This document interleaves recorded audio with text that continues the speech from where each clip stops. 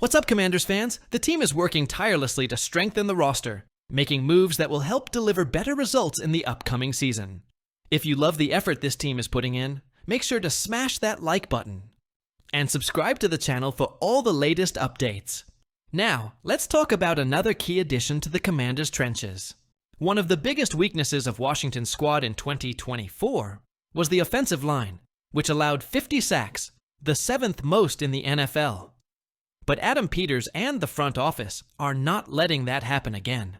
First, they made a blockbuster trade for left tackle Laremy Tunsil.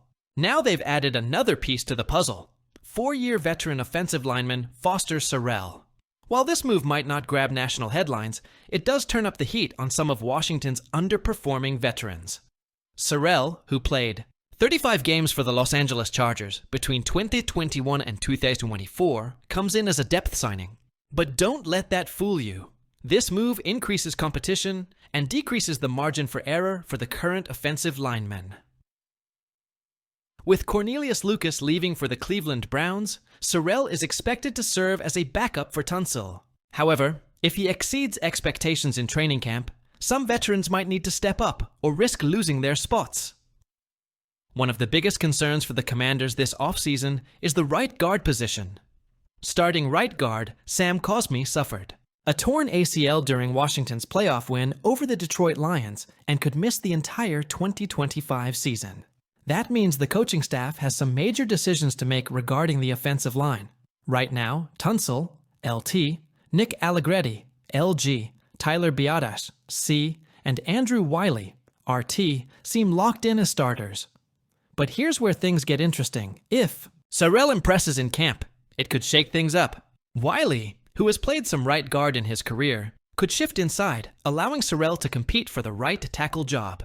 That would be a significant shakeup, considering Wiley was brought in during Ron Rivera's tenure and may not have as much job security under the current regime. Serell's presence could be the final push Wiley needs to step up his game, or else risk losing his spot in the lineup. Serell was a highly touted 5-star recruit in high school, but struggled with injuries in college, ultimately going undrafted. However, there's still potential for him to develop into a solid starting caliber lineman. If he can gel with the coaching staff and seize this opportunity, he could be one of the surprise contributors of the season. Even if he doesn't crack the starting lineup, his presence alone makes the competition in the trenches more intense. More depth equals more accountability, and that could be exactly what this offensive line needs. On the offensive side of the ball, the Commanders made another headline-grabbing move this offseason, trading for former San Francisco 49ers star Deebo Samuel. And let me tell you, Deebo is coming in with something to prove.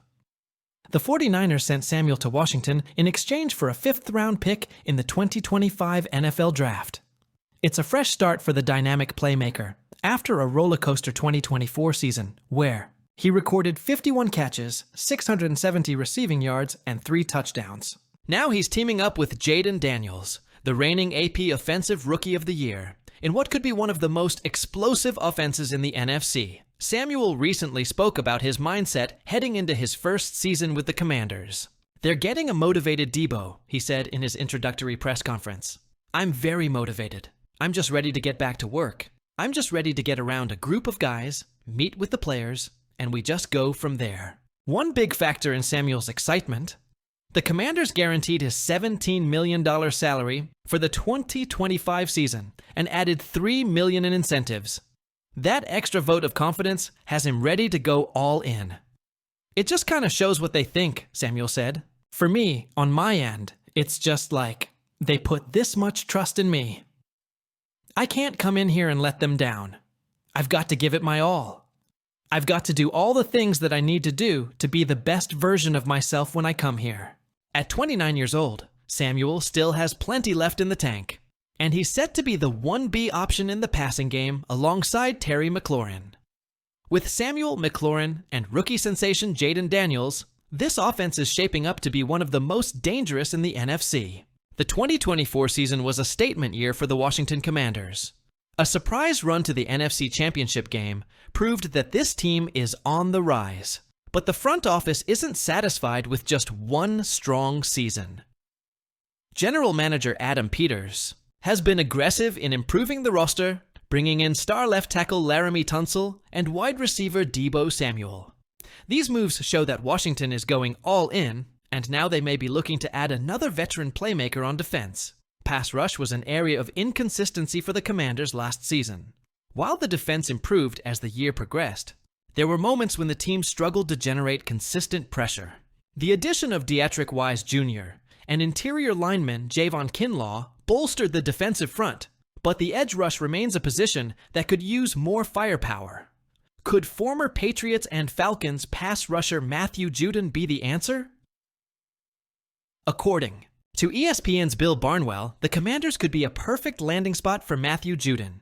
The veteran edge rusher has been a dominant force throughout his career, racking up 4 straight Pro Bowl appearances from 2019 to 2022, and posting double-digit sacks in back-to-back seasons with the Patriots. However, an unfortunate injury in 2023 derailed his momentum. Judon suffered a season-ending torn biceps early in the year, and although he managed to play a full slate of games for the Falcons in 2024, he wasn't quite the same explosive force off the edge. Now 33 years old, Judon finds himself on the free agent market, looking for an opportunity to prove he still has plenty left in the tank. Barnwell notes that while Judon may no longer be a full-time starter, he can still be a valuable piece in a defensive rotation. Judon is a sound, smart player, but as he turns 33 this year, a new team would probably need to continue spotting him in as a part-time role in an edge rushing rotation. He had 20-plus quarterback hits in 5 consecutive seasons between 2018 and 2022, and 9 in 4 games before suffering a season-ending injury in 2023. This is exactly the type of player the Commanders have been targeting this offseason. Experienced. Veterans with strong leadership qualities who can contribute on a short-term basis. Judon fits the mold perfectly. If the Commanders were to sign Judon, he wouldn't be expected to be the number 1 pass rushing option.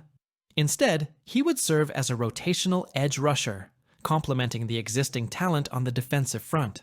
With Dan Quinn now at the helm, and defensive coordinator Joe Witt Jr. implementing an aggressive scheme, Judon's veteran savvy and pass rush skills could be a valuable addition. The Commanders' current edge rushing group includes Deatrick Wise Jr.